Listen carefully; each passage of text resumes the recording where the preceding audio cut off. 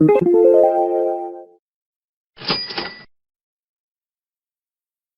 better believe we'll be rolling, Mr. D-Roy.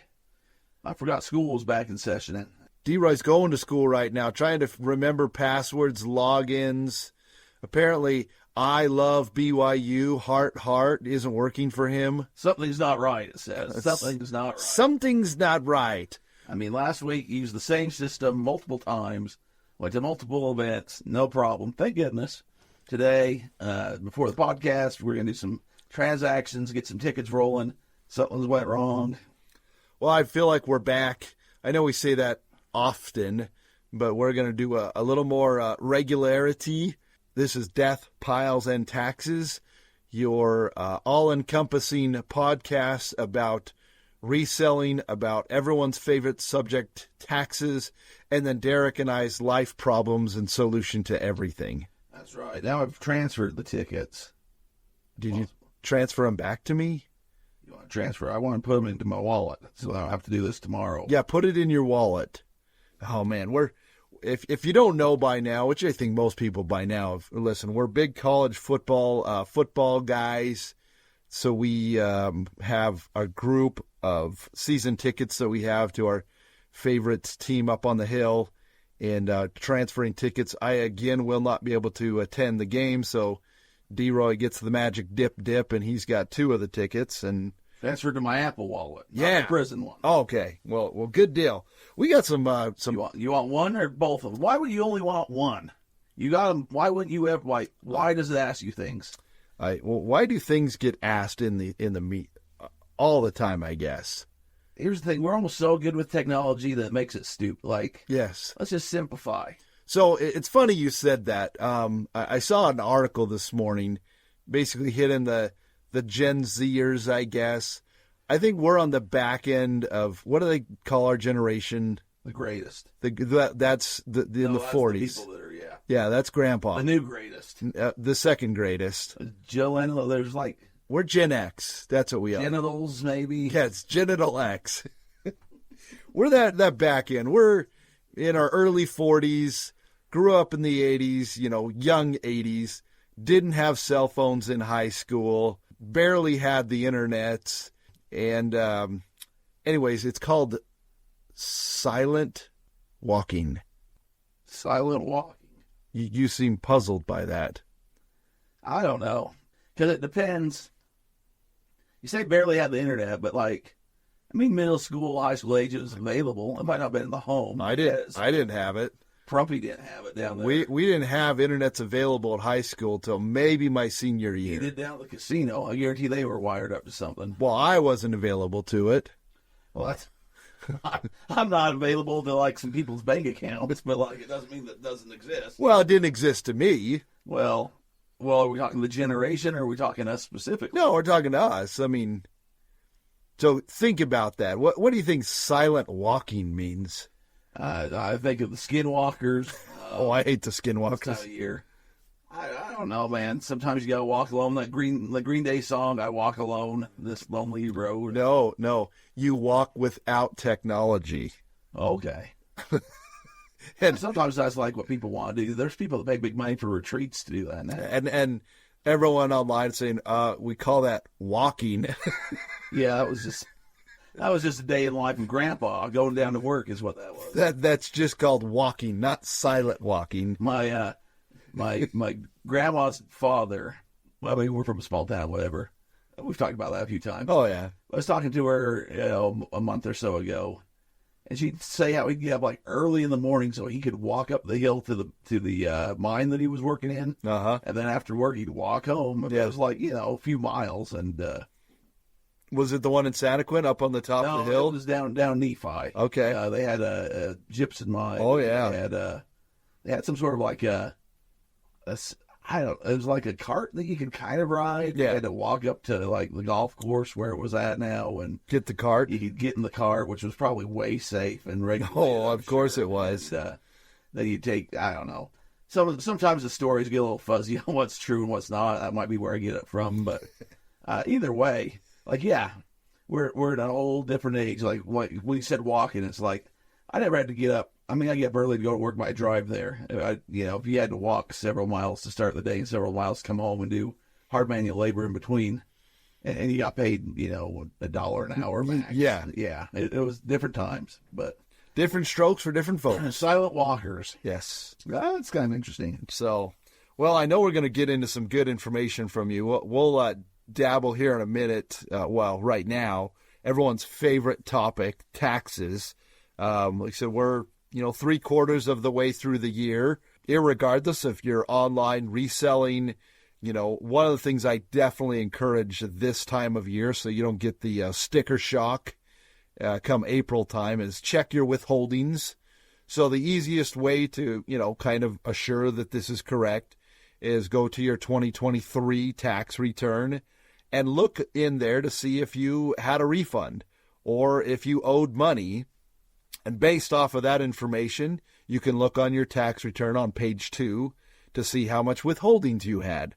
And you're going to want to compare that to where you're at right now. If you're making more money, guess what? You're going to have to pay more in taxes. So that's one of the things to definitely look at. The other one is what do I have to do to pay less in taxes? One of the easiest things right now is if you are working the 9-to-5 regular job, is contributing money to your IRA, your 401k. A lot of people call that, the waste, or I don't want somebody else doing anything with my money. The reality is you do, because a lot of places will match what you put into it up to 3%. So if you're not putting money into a retirement, you're losing money. Like, you're basically giving away a 3% raise in what you're, essentially doing. So if you make $50,000, you're essentially giving up $1,500 because you don't think it's a good idea to put money in retirement. And if you put $1,500, it means your employer puts in $1,500, and that $3,000 will continually grow over time, and it's going to be well worth it the long term. So those are just little tidbits. I know they're kind of boring, but here's the reality: is every single person that's listening to this podcast or walking around at whatever restaurant you go to or sporting event, guess what all of them have to do, D-Roy?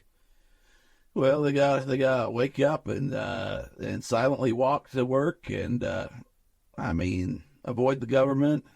But they're still going to get their money. They still got to pay taxes. I just don't want to give you the benefit of saying pay taxes. They all have to file a tax return. Because if you think it's a great idea not to file, yeah, that'll work for a little while. But I promise, next time you're going to try and get a loan, you're going to buy a car, you're thinking about buying a house, guess what they all want now? They want the receipts, the papers. They want copies of your tax returns. They want to know what's going on. So as much as people want to avoid the government, that game don't work too long unless you're, El Chapo. You got you run in the cartel yourself. Cash business. You got one of these mattress places that there's a lot of them around that I never see anyone else. But lo and behold, there's mattress stores all over the place. I was down in Vegas over the weekend. Oh boy, here it comes. And we went to a real nice restaurant, a real fancy place. Sat down and was going to get some food. Don't say it was the Emerald Inn. But they brought out the menu, and they asked if they could see my tax returns first. So that's even fancy restaurants want to know if you got enough money to pay. Well, the places you go, I'm sure that's what it is. No, you're right. It's not exciting, like you said. It's not like flashy and like glamorous. But come time to retire and stuff, I've seen both sides of the coin. Now we're to an age. I know you deal with it on a daily basis just with your work, but we're to an age to where we got people, family, that kind of thing, and you're old enough to be like aware of it. Like, it's always happening, but you see the people that prepared and are ready to retire and took those steps, and they can retire. They can retire early. They can retire healthy. They can go retire and do things. Then you see the people that might still have to work, might have to have part-time jobs, might be able to just skate by, have to kind of retire because, they can't walk, and Walmart won't. We had a big controversy. Oh, yeah. A few years back here at our local Walmart. The greeter, we don't need to get too much into the details and say names and things like that for frivolous lawsuits that Walmart might or may not be part of having. They have a lot more money than us, Adam. I'm just trying to save you legal fees here. I appreciate it. But we had a Walmart greeter here who essentially they pushed out. Now, both sides have different stories, what the truth is and who we believe. You can probably guess already through what I'm insinuating, but basically the guy needed a job for benefits and different things because he had some health concerns, and Walmart just said, no, we're done with you. And it was a big to-do. There was this was I don't know if it was pre-COVID times, but it was around those times when there was a lot of upheaval and protests around the nation for different topics. And here in Payson, Utah, it was over this guy getting fired from the Walmart. They had, rallies down the parking lot and stuff. So just saying, and some people just want to work, and that's fine too. That's your prerogative. But put yourself in a situation to where you don't have to depend on a job or somebody else once you get to a certain age. Because 84 years old. Yeah. Still cranking out. It was just last year. Was it last year? Yes, it was in 2000. It was in 2023. It all kind of blends together, Well, it's February, so it's 18 months ago. 2019 to now is just like one big blur for most of us younger kids. It was my mother's birthday yesterday, and I realized I'm at the age right now. How old I am is how old my mom was when I graduated high school, and that just seems like, how did that just happen? Weird, huh? Yeah. There's some of those milestones in life that kind of put, like impressions in your head. I don't know what you call them. I'm sure there's a technical term. Yeah. But like silent walking. But like some stepping stones or some things have happened. Kind of the same thing where I've thought, man, this person that whatever. I mean, I don't want to go into specific details because they're all pretty depressing usually.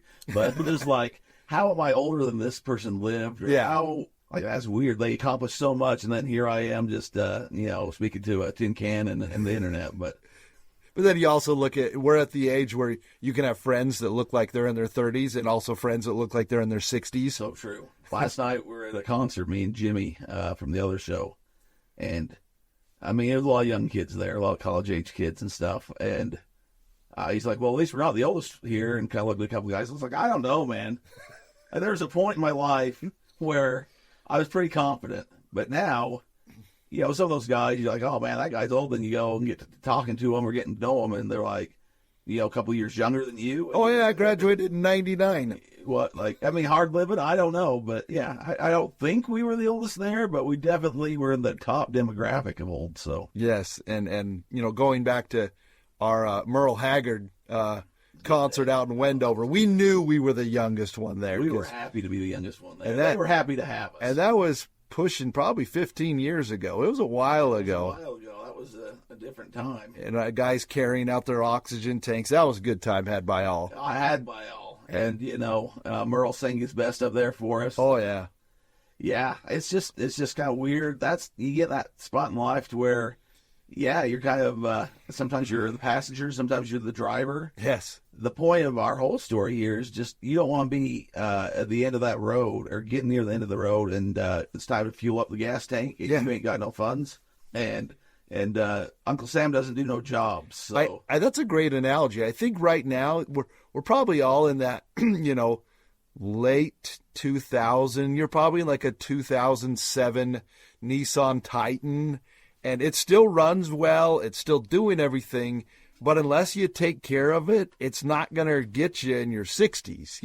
You're at half tank right now, and you got to decide, am I going to try and run it to E like Seinfeld? Or are you going to just pull into the gas station right now and fill her on up? Because you got a long journey still ahead of you.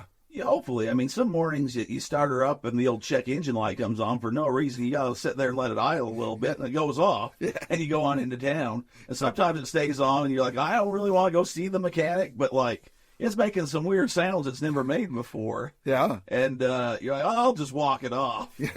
and not all of you need a brand new truck. I mean, we don't need a brand new Ford, Raptor like some people we know. No. Some people are trying to get these little Corvettes still. It's you don't fit in that. Yeah, that is not. You never fit in that, but you certainly don't now. And we know people that still got the, 97 diesel Dodges, and they are still humming. Those bad boys will get you 600,000 if you treat her right. Rolling that coal. But yeah, it's just weird. Life's a weird journey. We're all on the same path.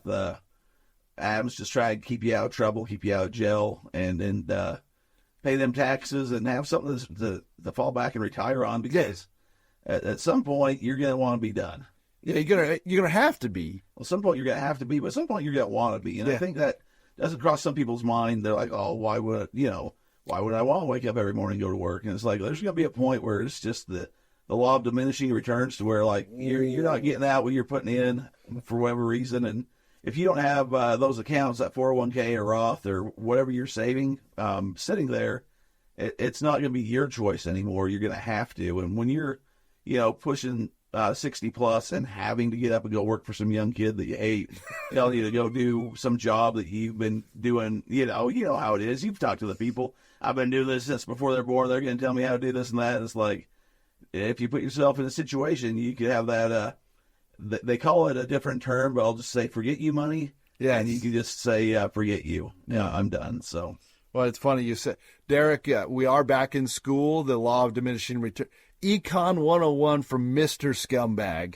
And sometimes I pull out gems, and I wonder what I've done with my life. I pull out diminishing returns and know the laws and theories behind it. I think maybe I should be in an office somewhere pushing a pencil, but that just wasn't the life for me. So. No, sir. So we're getting into it. I mean, do we want to dabble into the Vegas story, or do we want to skip that for next time? Let's skip her for next time. Okay. We need a full episode. A lot of meat on those bones. Oh, boy. A lot of meat on those bones. Well, like I said, I just want to put a bow on this one. Like I said, and this will be an evergreen episode, because guess what? Every time we talk about taxes, there's probably some things that change, but you still have to file. You still have to look at everything. I think the biggest, worry for people is, too, that expectation. Nobody likes getting hit with a big bill. And unfortunately, some people had a client, friend of ours, somebody else that you know and love and well. They called in like January and says, hey, how much am I supposed to have on my withholdings? And I looked it up, and I'm like, yeah, it probably needs to be about $11,000. Oh, I must have done something wrong. It's only $1,100. So come tax time, he had to come up about 10 G's that he wasn't necessarily planning for. But here's the thing. This is what I explain to people. This is a good thing. I tell everyone that you need to print off your paycheck stubs. Print them off at least 3 times a year. At least 3 times a year. One is at tax day, April 15th, because it's fresh in your mind. You can see how much money have I really withheld. Because looking at it online, because everybody gets stuff direct deposit now, you don't know what your paycheck actually says. You think you know what it is, but you don't know, because it just shows up direct deposited. But everybody kind of has that idea, like they're like, okay, my direct deposit is supposed to be $1,000 every week. Whatever that dollar, you know what it's going to be. Nice. You know what it's going to be. But here's the thing. If it's like $1,075, most people don't look at it. They're not calling HR. They're not looking it up. Oh, yeah. But they're dang well, if it is like 900, if it is 950, what happened? Oh, insurance went up. Well, why didn't anybody tell me this? Well, there was an email sent out. You signed the policy. Oh, well, I didn't read it. Again, that's the problem with the digital era. It said you don't necessarily know. So that's why printing off those paycheck stubs on April 15th, July 4th. The reason I say July 4th is it's halfway through the year. Think fireworks as they go up and explode. If you don't know how much withholding your life's going to blow up come April 15th. The other one is around October 31st, because the year's almost over. You still got 2 months to make up for it if you can. Plus, things are going to get real scary if you don't know what's going to happen to you. So there's your tip there. 3 times a year, print off those paycheck stubs. Don't look at it on your phone. Like, make a conservative effort to print them off. Put it on the fridge. Make it be like, hey, look at that. We can put a gold star. Actually do that, because that will improve your likelihood to have the right amount withheld, but also to be cognitive of how much you're having going to your retirement. Depending on how much you make a year, put it on the fridge. You don't want the kids to see that information unless it's something where you can say, and that's why we can't do that. You don't want to know that you have excess fund. You put that down on the file cabinet or down in your office or something.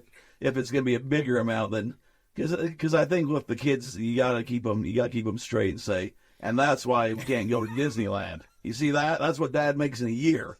A year. There's always truth to that. You know what the kid's saying? That's what you make in a year, and you're like, well, it's kind of quarterly, and yeah. And well, Tommy's dad only made, you don't want him getting those inflated egos. Yes and no. Keep them humble. Yes, you do and don't. Make some fake ones and say we were almost on welfare. We're on the food stamps. The real, the doctored documents. Well, you think the church comes over every month? Here's the thing. The more open you are with the kids, because no one else is going to teach them to either have a good job or not have a good job, because they aren't teaching it in schools anymore. Anymore, ever. Going back to that, we should have got pensions.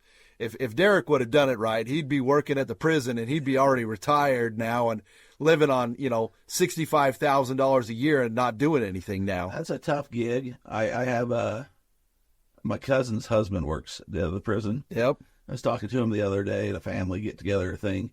I don't envy the job, but, they do pretty well. I mean, he was telling me his hourly wage. Now, it's not where he started off. He's put in his time, but he's a pretty good number. And then, like you say, 20-year, some states 25-year, depending. It goes back and forth. But, it's all changed now. It's in a good situation, and if you get to a certain spot, it's a job, and you learn how to do it and perform it, and you can either retire out and go do something else. You can stick around. But there's a lot of those type government, state-type jobs that in school, for whatever reason, maybe it's because I wasn't paying attention. That's it. They don't say, hey, you can do this. Of course, then 20 years seems like a million years. Oh, yeah. But it's like, hey, you can do this and retire out and have different options, or you can just be a grunt the rest of your life, or you can try to go to college and do that route too, but you're going to have a lot of debt. You're going to have different things. And some people are cut out for that in academics. Some people are trades type people.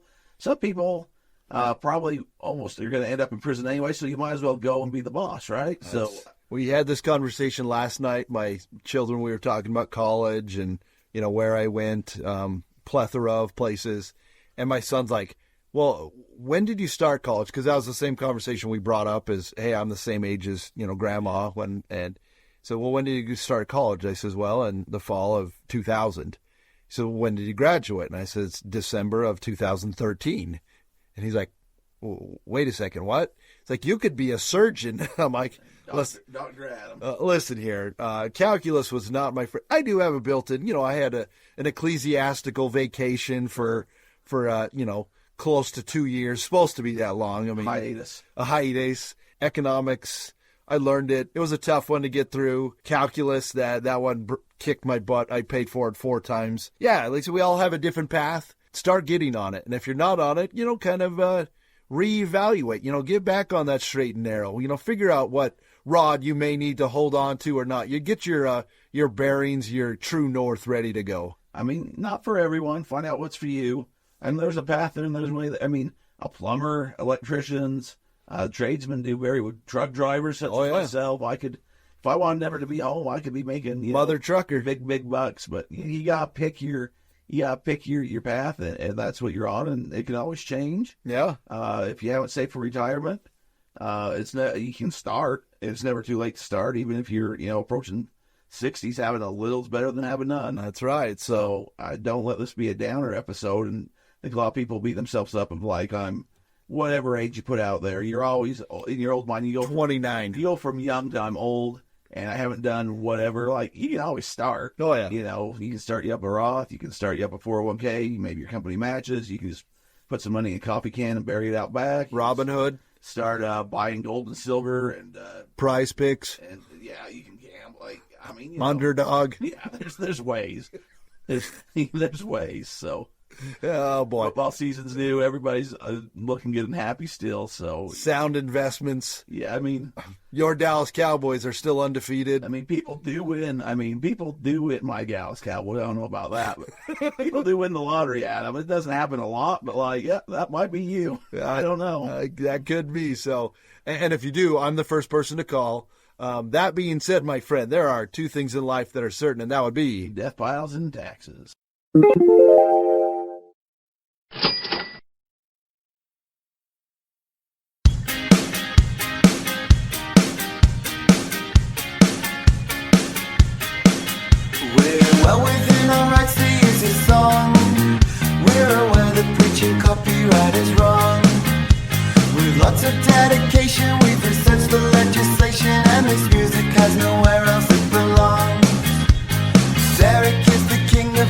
Deathpiles, and Adam does his taxes all the while. Deathpiles and taxes, selling stuff online in between. Deathpiles and taxes, no copyright infringement.